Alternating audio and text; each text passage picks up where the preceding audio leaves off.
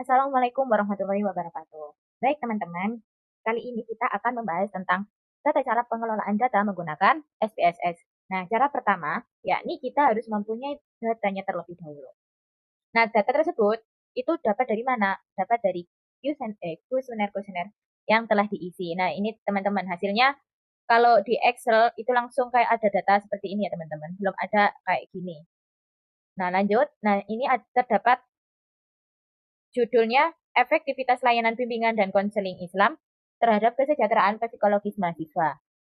Baik, nah di sini terdapat variabel Y, variabel X1, variabel X2, variabel X3. Nah, ini dia variabel X1, intensitas layanan konseling Islam, terus ini variabel X2, variabel X3, dan ini variabel Y-nya. Lanjut, langkah selanjutnya, ini terdapat angka 3, ini dari nilai ragu-ragu yang ada di kuesioner, yang isinya kuesioner.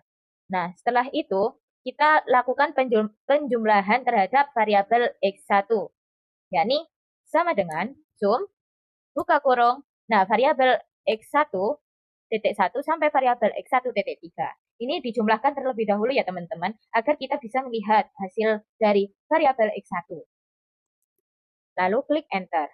Nah, jika kalian tidak percaya, maka kita akan penjumlahan sendiri ya. 3 tambah 5 sama dengan 8. 8 tambah 4 sama dengan 12. Nah, benar ya teman-teman, ini 12. Langkah selanjutnya kita tinggal tarik saja ya teman-teman. Biar lebih mempercepat. Langsung hasilnya, ini teman-teman. Langsung hasilnya keluar sendiri. Nah, lanjut kita akan ke variabel X2. Ini sama teman-teman.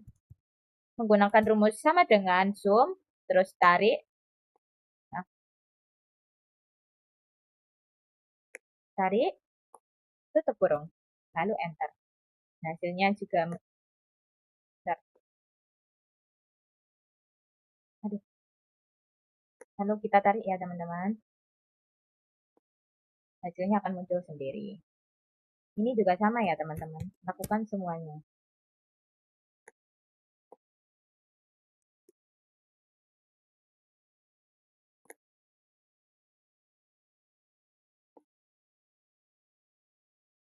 Kemudian yang variabel Y-nya juga sama ya. Sum, buka kurung.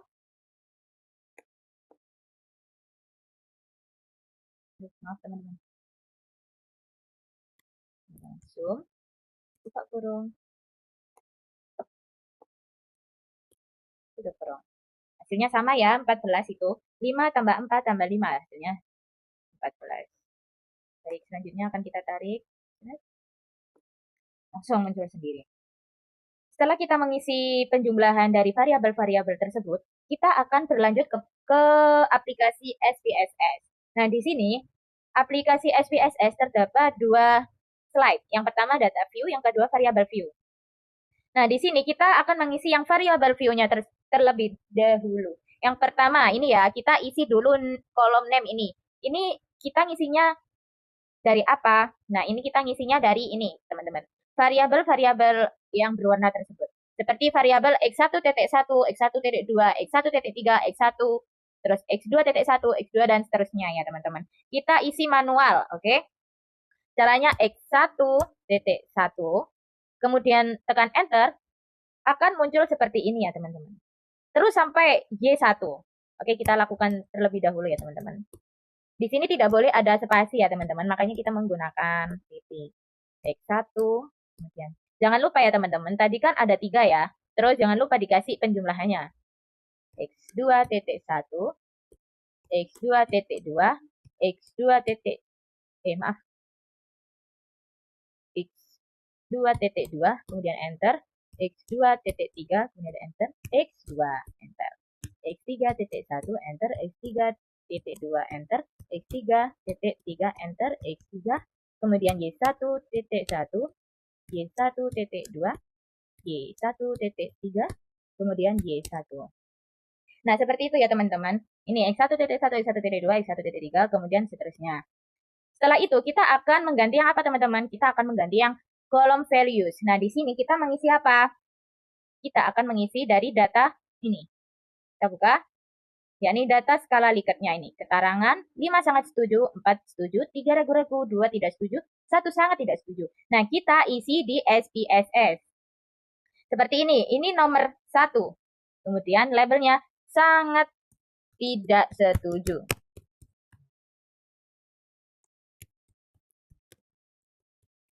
Kemudian add akan turun di sini. Kemudian kita akan ke yang kedua kali. Yang kedua kali tadi apa teman-teman? Sangat yang kedua itu tidak setuju. Tidak setuju. Kemudian add. Yang ketiga ragu. Add.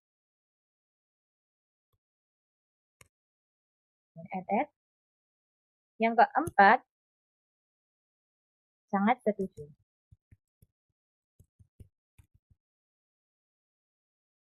Yang kelima, oh sorry teman-teman, yang keempat ini setuju ya. Kita hapus terlebih dahulu. Lalu ulangi seperti tadi. 4 setuju. Benar teman-teman, kita lihat lagi ya. Setuju. Nanti sangat setuju. Benar ya teman-teman, kita add, terus langkah selanjutnya juga tadi yang sangat setuju. Maaf. Sangat setuju. Kemudian setelah skala Likert-nya itu dimasukkan semua di sini, kita lalu tekan OK. Nah, di sini sudah ada. Kemudian kita tinggal Ctrl C aja untuk mengcopy, kemudian ditulis ke semuanya. Ya, ini Ctrl V, lanjut Ctrl V, lanjut. Oh ya, maaf teman-teman, kecuali yang penjumlahannya ya teman-teman. Penjumlahannya itu tidak dikasih. Lanjut. Lanjut. Lanjut.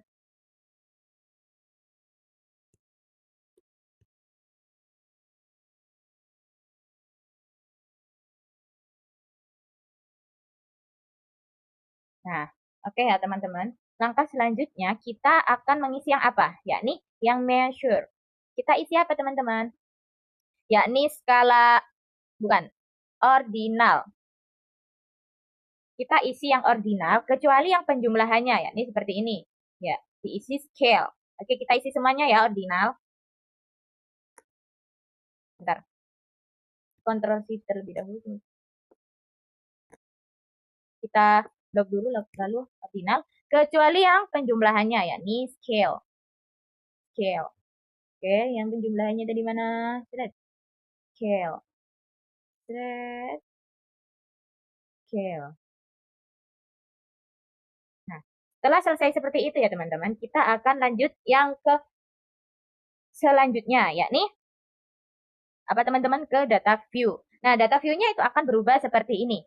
Tadi kan apa, tabelnya tidak ada seperti ini ya teman-teman. Berhubung tadi di variabel view kita sudah mengisi seperti ini, maka di data view akan berubah seperti ini. Nah, ini isinya itu apa? Nah, isinya itu dari sini ya teman-teman. Tadi kan kita sudah menjumlah variabel-variabel tersebut. Nah, dari sini kita akan ini copy semua. Sorry. Kita akan copy semua sampai ini responden kita kan dari 1 sampai 90. Nah, ini kita tarik semua lalu copy. Copy ya, sudah di copy, lalu kita kembali di aplikasi SPSS. Nah, ini ditaruh sini ya teman-teman. Di kolom paling sini sendiri. Kita Ctrl V. Lalu akan muncul data tersebut. Nah, ini datanya sama ya teman-teman dari aplikasi Excel tadi, tabel kita. Dan ini kita ya, variabel X1.1-nya itu 3. Oke, kita lihat ya yang di Excel apakah sama. Bentar. Nah, variabel X1.1-nya 3. Kita lihat penjumlahannya 12. Kita lihat ya. 12. Nah, di sini sama ya teman-teman. Jadi, tidak usah diragukan lagi. Kita tinggal tempel lalu copy paste. Tidak perlu memasukkan datanya satu gitu ya teman-teman. Oke, langkah selanjutnya yakni kita tombol analyze, lalu apa teman-teman? Descriptive statistik, lalu ke frekuensi. Nah, ini gunanya buat apa? Nah, ini tuh gunanya kita untuk mencari data statistik deskriptif. Nah, seperti ini. Nanti hasilnya akan jadi seperti ini. Nah, langkahnya itu ini ya teman-teman tadi. Ini sebentar, kita ulang lagi. Langkahnya yakni pertama kita klik analyze, lalu kemudian deskriptif statistik, kemudian frekuensi. Ini tata cara kita mencari deskriptif ya teman-teman. Lalu kemudian kita gunakannya apa? Nah, ini ya. kita gunakan. Nah, kalau nggak bisa kita gini. Ini yang cuma variabelnya aja ya, penjumlahannya jangan. Oke. Kita satu-satu ya. Nah, setelah seperti itu kita klik OK. Kemudian akan muncul seperti ini. Ya, inilah hasil dari statistik deskriptif di SPSS. Jadi tidak perlu lama-lama ya teman-teman. Ini sudah langsung tinggal klik semua hasilnya sudah muncul. Nah, nanti hasilnya ini kita jadikan tabel seperti di PPT ini. Jadi seperti ini. Oke. Baik, kita akan lanjut yang statistik. Yakni hasil uji validitas. Oke, selanjutnya akan uji validitas. Baik, langkah selanjutnya. Sekarang selanjutnya akan membahas tentang uji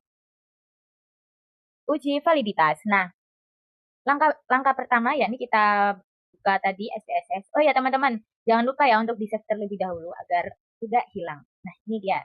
Save as. Terserah mau kasih nama apa. Data SPSS. Oke, langsung save. Baik, itu dikeluarkan saja ya, tidak penting tadi. Nah, langkah selanjutnya yakni kita akan menjawab uji data validitas. Maaf teman-teman, uji validitas aja. Selanjutnya yakni kita ke analyze, lalu ke apa teman-teman? Correlate. Habis correlate ke bivariate. Muncullah seperti ini. Ini kita itu dulu ya, kembalikan ya. Ini aslinya itu kosong ya, kolom variabel ini aslinya kosong teman-teman. Nah, seperti ini awalnya. Kemudian kita akan masukkan data ini ke variabel ini. Kita mindahnya satu-satu aja ya teman-teman. Kayak variabel x1.1 sampai variabel x1. Nah, ini untuk variabel x2 nanti dulu ya teman-teman. Kita pindahkan setiap variabel terlebih dahulu. Nah, setelah ini masuk variabel x1, kita klik person lalu detail. Setelah itu klik OK. Lalu akan muncullah seperti ini. Ini hasil dari x1 ya teman-teman. Nah, kita ambil yang mana? Nah, kita ambil yang paling pojok sendiri ya. Ini, yang X1. Nah, caranya itu seperti apa, teman-teman? Nah, kita itu membuat tabelnya seperti ini ya, teman-teman. Tabelnya seperti X1.1, X1.2, X1.3, dan seterusnya ke bawah ya. Terus ada R hitung, R tabel, kondisi, signifikan, terus kesimpulan. Nah, setelah itu, kita menuju ke yang tadi. Ini kita ambil yang mananya? Yang ada bintangnya, bintang 2 ini. Nah, berarti X1.1 itu nilainya 0.772. Nah, signifikannya yakni 0.000. Nah, itu caranya seperti apa? Nah, ini 0.772 itu dipindah di tabel ini ya, teman-teman. Di R hitung ini. Misalkan kan tadi X1.1. Nah, itu tadi 0, berapa ya? 772. Terus ditaruh di sini. 0,772. Nah, seperti itu ya teman-teman. Dan seterusnya. Kan ini ada X1, X1.2, X1.3, dan seterusnya. Seperti itu ya teman-teman. Maaf. Nah, oke. Kita selanjutnya ke ini teman-teman. Tadi. Dan akan dilakukan sama yang tadi ya, per variabel. Kan tadi X1 ya, sekarang waktunya X2. Ini kita kembalikan terlebih dahulu. Setelah itu yang X2 ya. Nah, setelah seperti ini kita version detail, terus langsung OK. Nah, ini yang X2, teman-teman. Hasil correlate. Ya, ini X2-nya yang ada di sini ya, teman-teman. Jangan lupa, ini X2.1-nya yakni 0,732. Dan tutilnya yakni 0,00. Nah, tutilnya ini ditaruh di mana? Tutilnya itu ditaruh di sini. Di signifikan. Nah, dari tadi kan, dari X1 kan sudah 0,00 terus ya. Jadi ditaruh sini, 0,00. Nah, sebelumnya itu kita ambil nilai ininya. Nilai tabel R tabelnya yakni 0,005. Nah, belum ya. Sebelum itu R tabelnya itu kita isi yang mana? Belum ya, sebentar. kita lanjut yang ke ini aja teman-teman. Dan seterusnya yang tadi variabel X1, X2, X3, dan variabel Y, kan kita cuma X1, X2, X3, sama Y saja ya. Dan itu dilakukan secara bertahap seperti tadi. Kemudian kita akan melanjut ke variabel, maaf ya teman-teman, di R tabel. Nah, ini kita carinya R tabel yang mana? Nah, itu kita carinya R tabel, itu ada tabel tersendiri. Kita, ini ya. Nah, ini R tabelnya. Kita kan ambil yang 0,05. Nah, ini teman-teman. Nah, untuk cari R tabel itu kita harus DF dulu. Nah, DF kita kan berhubung responden kita ada 90, jadi DF N ini 90 ya, dikurangi 2. Hasilnya 88. Jadi kita tarik ya. Responden yang nomor 88. 90 kurangi 2 yakni 88. Ini. Lalu kita tarik yang tadi kan 0,05. Nah, ini dia hasilnya. 0,210.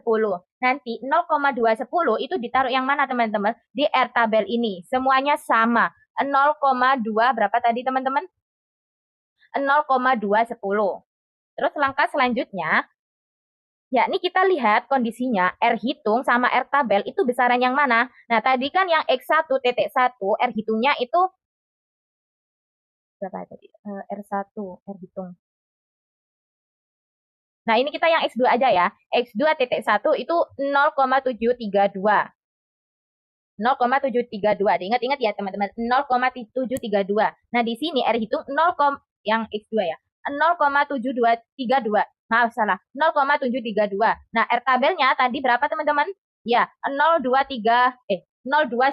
Besaran mana teman-teman? Besaran R hitung ya. Jadi, besaran R hitung. Ya, ini hampir sama.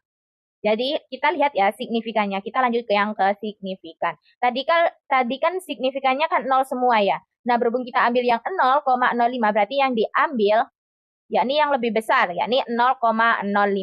Jadi kesimpulannya nanti kita hitung. Apabila hasil diperoleh R hitung kurang dari R tabel, maka instrumen tersebut valid.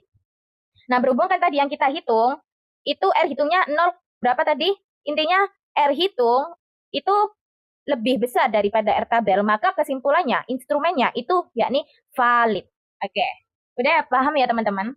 Maka selanjutnya kita akan membahas yang langkah selanjutnya yakni uji reliabilitas data menggunakan Cronbach's Alpha. Oke, sebentar ya teman-teman, kita ulang terlebih dahulu. Oke teman-teman, kita akan lanjut di uji reliabilitas. Nah, itu menggunakan apa teman-teman? Oke, kita akan melihat di PPT tersebut, di PPT ini. Uji reliabilitas data. Nah, kita menggunakan metode Cronbach Alpha. Ya, seperti ini ya teman-teman. Dasar pengambilan uji reliabilitas Cronbach Alpha itu menurut Wiratna Sucerweni itu apabila kuesioner dikatakan reliable jika nilai Cronbach Alpha itu lebih besar daripada 0,6. Nah, seperti apa teman-teman? Nanti kita akan langsung ke SPSS-nya. Nah, nih, kita akan mencari Cronbach Alpha-nya. Seperti apa? Oke, baik. Kita akan tekan Analyze, lalu di Scale. Di reliabilitas analisis. Oke, sebelum itu, kita hapusin dulu ininya. Nah, kayaknya aslinya kosong ya, teman-teman. Nah, kalau di uji reliabilitas, itu kita hanya memasukkan yang ininya saja. Yang variabel X1.1, X1.2, X1.3. Jadi X1-nya itu tidak usah ya teman-teman. Langsung saja. Bedanya ya seperti itu teman-teman. X1.1. Nah, langsung oke. Setelah itu, nah langsung muncul Cronbach Alpha-nya ya. Mana Cronbach Alpha-nya ya? Ini. Reliability statistik. Ini Cronbach Alpha. Di sini tertera 0,720. Oke, Cronbach Alpha-nya berarti 0,720. Terus kita lanjut. Nah, di sini itu ini teman-teman. Kita pakai tabel seperti ini ya. Nah, variabelnya itu dari mana? Kan ini produk harga tempat. Nah, kalau kita itu yang ini teman-teman. Kan di sini ada intensitas layanan konseling Islam. Ini X1. X2-nya kualitas relasi konselor dan klien. Terus yang X3 pemahaman nilai-nilai keislaman dalam konseling. Nah, kita Ambil yang intensitas, kualitas, sama pemahaman nilai-nilai keislaman. Nah, itu ya X1, X2, X3-nya. Kita lanjut yang di sini. Nah, ini variabelnya. Ini diganti yang ini ya, teman-teman. Intensitas, kualitas, sama pemahaman. Intensitas, kualitas, sama pemahaman. Nah, di sini X1, X2, X3-nya itu intensitas. Terus yang kedua apa tadi? Kualitas sama pemahaman. Nah, di sini kualitas sama pemahaman. Nah, alfanya itu yang mana, teman-teman? Baik, alfanya di sini itu kita lihat dari ini. Kan tadi intensitasnya kita variabel X1-nya di SPSS kan 0,720. Jadi alfanya itu 0,720. Nah, keterangannya itu apa, teman-teman? Nah, kita lihat di sini ya, teman-teman. Apabila kuesioner dikatakan reliable jika nilai Cronbach alpha itu lebih besar daripada 0,6. Tadi berhubung Cronbach alfanya kita 0,7 berapa ya tadi? 0,720, maka apa, teman-teman? Cronbach alfanya kita kan lebih besar ya daripada 0,6. Maka keterangan di sini itu disebut reliable. Sudah, seperti itu aja ya, teman-teman. Gampang kan, teman-teman? Lanjut kita akan membahas yang uji asumsi klasik. Nah, seperti ini. Oke, sebelum itu kita keluar dulu terlebih dahulu. Baik, teman-teman, kita akan lanjut yang ke uji asumsi klasik. Nah, uji asumsi klasik tersebut itu ada dua jenis, teman-teman. Ada probability plot sama Kolmogorov-Smirnov. Nah, itu ada dua ya, teman-teman, di uji asumsi klasik. Nah, di sini tuh bedanya apa ya? Nah, di sini tuh bedanya kalau uji probability plot itu kita lihatnya dari di sini. Nah, kita lihatnya di sini ya, teman-teman. Jika titik-titik ini mengikuti garis miring tersebut, maka itu dianggap normal ya. Dan kalau misalkan titik-titik ini tidak mengikuti garis miring, maka itu dianggap tidak normal. Nah, kalau misalkan titik-titik tersebut ada di sini, itu tidak normal ya. Nah, kan ini berhubung titiknya di sini, itu berarti dianggap normal. Nah, apa bedanya dengan Kolmogorov-Smirnov? Nah, kalau Kolmogorov-Smirnov itu kita lihatnya itu jika nilai signifikansi itu lebih besar daripada alfa kita. Alfa kita kan ambil yang 0,05, maka nilai residual berdistribusi normal. Jadi seperti itu ya, teman-teman. Begitu pula sebaliknya. Nah, maka dari itu kita akan melihat caranya di SPSS. Mencoba di SPSS. Nah, langkahnya yakni kita cari dulu yang probability plot ya. Ini, analyze, terus kita ke regression, terus linear. Kemudian, bentar ya, ini aslinya kosong ya, teman-teman. Kita pindahkan terlebih dahulu. Oke, maaf.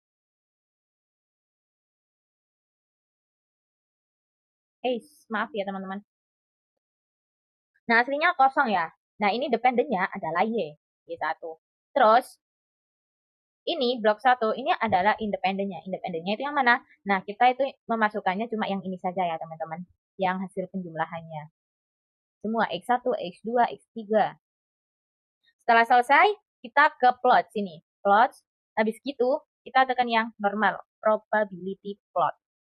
Oke, continue. Terus, oke. Kemudian akan muncul window baru. Nah, di sini, nah, seperti ini, teman-teman, hasilnya. Kan ini titik-titiknya, ini mengikuti garis miring ya. Itu maka dianggap normal. Jikalau titik-titik ini ada di sini, itu maka itu dianggap tidak normal. Maka ini normal ya, teman-teman. Kemudian kita akan lanjut ke Kolmogorov-Smirnov. Nah, itu caranya seperti apa? Kita kembali lagi ke analyze ya. Analyze, regresi linear. Maaf. Aduh. Terus di shape. Kemudian ke residual. Lalu centang on standard days. Lalu continue. Setelah selesai, klik OK. Kemudian kita kembali lagi ke SPSS ya, teman-teman. Yang tabel. Di analyze, lalu non-parametric test, lalu ke legalisi dialog. Lalu ke satu sampel K. Tekan OK. Nah, ini kita apa, teman-teman? Kita ambil yang ini aja ya, guys.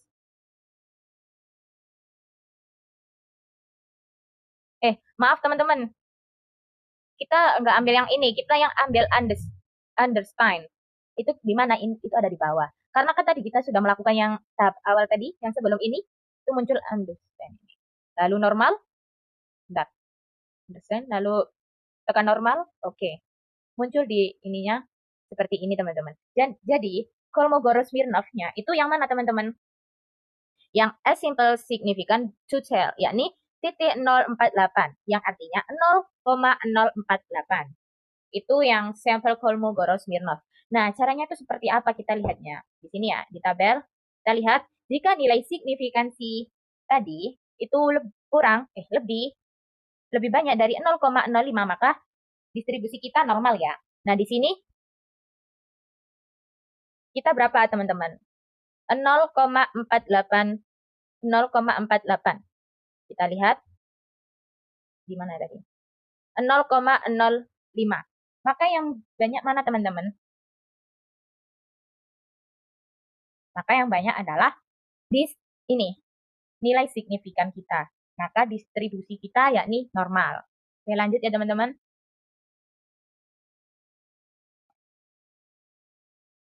Maaf ya teman-teman, tadi ternyata uji asumsi yang Kolmogorov-Smirnov kan tadi ini ya 0,048. Nah, di sini jikalau nilai signifikan kurang dari 0,05 maka nilai residual tersebut itu tidak normal ya. Jadi tadi yang Kolmogorov-Smirnov itu tidak berdistribusi normal ya teman-teman. Sekali lagi tidak berdistribusi normal. Oke, baik, terima kasih ya teman-teman. Maaf tadi kalau ada yang salah. Baik, kita akan lanjut yang selanjutnya yakni uji hipotesis. Oke ya teman-teman, kita akan lanjut yang ini hipotesis, uji hipotesis. Mana ya uji hipotesis? Nah, ini. Nah, di sini uji hipotesis terdapat ada berapa ya? Ada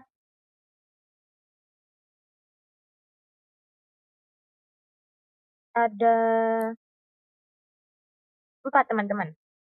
Yang pertama regresi linear berganda, terus yang kedua uji simultan F, yang ketiga uji koefisien determinasi, yang keempat uji parsial T. Nah, selanjutnya kita akan membahas yang tentang uji regresi linear berganda. Nah, di sini itu gimana cara pengerjaannya? Nah, di sini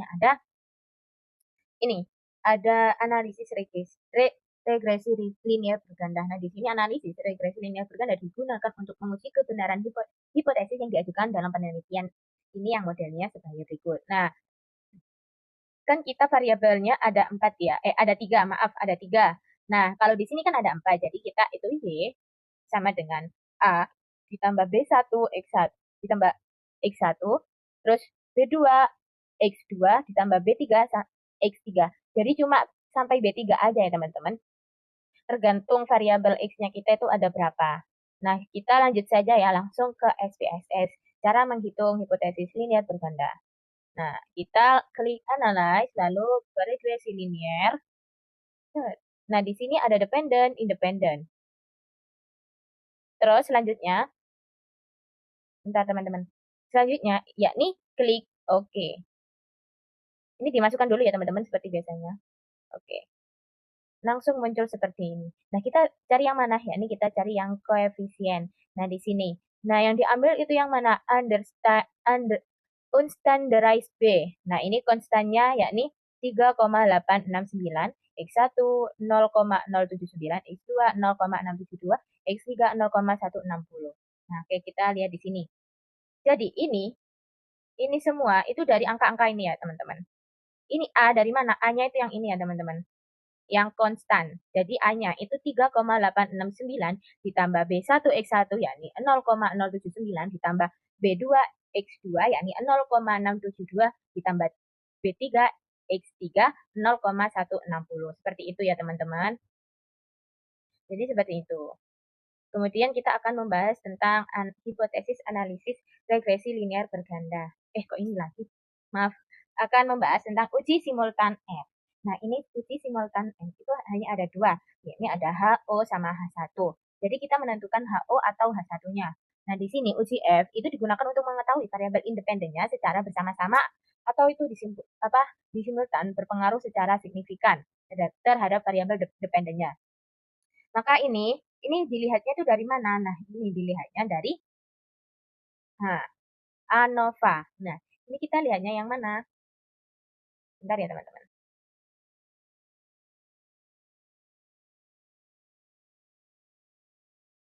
Lihat ya. Nah, di sini uji simultan F itu hanya ada dua yang dapat diterima atau tidak bisa diterima, yakni H0 dan H1. Nah, ini uji simultan F itu digunakan untuk mengetahui apakah variabel independen secara bersama-sama atau simultan berpengaruh secara signifikan terhadap variabel dependen. Nah, di sini kita lihatnya itu dari mana? Nah, kita lihatnya itu dari sini ya, teman-teman. Yang tadi kita dari hipotesis yang awal, yakni kita lihat yang di sini, ANOVA. Nah, mana yang kita lihat? Apakah sum of course, DF, mean square, atau F atau C? Nah, kita lihatnya yang di F ya, karena ini uji simultan F, yakni 19,046. Nah, kita kembali lagi ya, 19. Nah, di sini kita sudah mengetahui F hitung, yakni F hitung dari hasil SPSS tersebut. Nah, sedangkan kita harus mencari di F tabel. Nah, kita F tabelnya itu cari yang di sini ya, teman-teman. Ini, tapi berhubung ini tidak ada sampai uh, responden kita 90, maka kita akan mencari yang ini ya teman-teman. Kita cari yang, oke, sebelum kita ke tabelnya, kita itu akan menghitung DF-nya terlebih dahulu ya. Nah, di sini kan sudah diterangkan. Kalau nilai DF 1, ya ini jumlah semua variabel dikurangi 1. Nah, variabel kita kan ada 4 ya. X1, X2, X3, dan Y. 4 dikurangi 1, hasilnya 3. Nah, terus kemudian DF2 yakni N. Nah, N itu apa? N adalah jumlah jumlah apa responden kita dikurangi jumlah semua variabel. Semua variabel kita kan ada 4 ya. Berarti 90 dikurangi 4 jadinya 86. Oke. Setelah itu kita akan lanjut ke tabelnya teman-teman. DF kita kan berapa tadi? DF kita 3. Terus DF satunya kita itu 3. Terus DF 2-nya 88. Oke, lanjut ke sini. Jadi yang seperti ini, maaf tabelnya agak burak. Ya ini 88 berhubung kan ini 80 sama 90, maka kita tarik DF satunya kan ada 3 ya. 1, 2, 3. Nah, berada di sini. DF2-nya ini ada di pertengahan 80 sama 90. Oke, kita tarik ke 3 set. Hasilnya yang ada di sini ya. 2,72 sama 2,71. Nah, ini tuh ada di antara tengah-tengah ini. Berhubung ini cuma ada satu jengkal saja, maka kita ambil yang 2,71. 2,71 ya hasilnya ya, teman-teman. Terus kemudian di sini yang menghasilkan nilai F tabel maaf, nilai menjelaskan bahwa nilai F hitung jikalau lebih besar, maka dapat disimpulkan bahwa H0 ditolak dan HA diterima yang berarti tadi apa? Variabel kita ya, teman-teman. F hitung kita berapa, teman-teman? Kita lihat lagi, 19. Nah, sudah jelas ya kalau F hitung ternyata lebih besar. Kalau ini kan 2,71 dan F hitung kita 19, 0,046. Maka yang diterima adalah HA dan HO ditolak. Seperti itu ya, teman-teman. Oke, kita akan lanjut yang ke uji hipotesis koefisien determinasi. Nah, di sini yakni merupakan besaran yang menunjukkan besarnya variasi variabel dependen yang dapat dijelaskan oleh variabel independennya. Nah, di sini kita lihatnya itu dari mana, teman-teman? Ini kita lihatnya itu yang hasil output ini, teman-teman, di SPSS yang tadi juga, yakni model summary, ya ini seperti ini. Nah, ini kita lihatnya itu yang mana, teman-teman? Oke, kita lihatnya itu di mana? Berdasarkan output tersebut diperoleh dari nilai R2, yakni R square. Oke, R square kita lihat ya. R square, yakni 0,399. R square kita 0,399. Nah, ini dikalikan dengan 100% ya. Maaf. Nah, itu dikalikan 100 ya, teman-teman. Nanti muncul muncul berapa persennya. Terus habis gitu dikurangi dikurangi 100%. Nah, terus hasilnya jadi seperti ini. Nah, nanti kita total sendiri ya, teman-teman. Habis gitu, pokoknya disesuaikan saja ya, teman-teman. Jadi hanya seperti itu ya, teman-teman. Terus selanjutnya kita yang mana ya? Maaf, teman-teman. Kita selanjutnya di uji parsial T. Nah, di uji parsial T ini kita ada ini. Oh, maaf, teman-teman. Bedanya dengan uji parsial T itu hampir sama dengan yang ini ya, teman-teman. Uh, uji simultan F. Yang diterima itu H0 atau HA. Nah, tapi di sini tuh bedanya. Maaf. Nah, di sini itu ada semua variabel itu dimasukkan ya, teman-teman. Kalau yang tadi itu hanya cuma satu. Kalau ini semuanya ya teman-teman. Nah di sini kita lihatnya itu dari mana? Nah di sini itu digunakan untuk mengetahui apakah model regresi pada bauran pada regresi ini itu secara keseluruhan berpengaruh atau tidak seperti itu. Hasilnya kita lihat dari sini. Maaf, di koefisien kita lihat ini juga. Nah, ini lihatnya yang apa teman-teman? Oke, kita lihatnya itu yang di T. T ya teman-teman.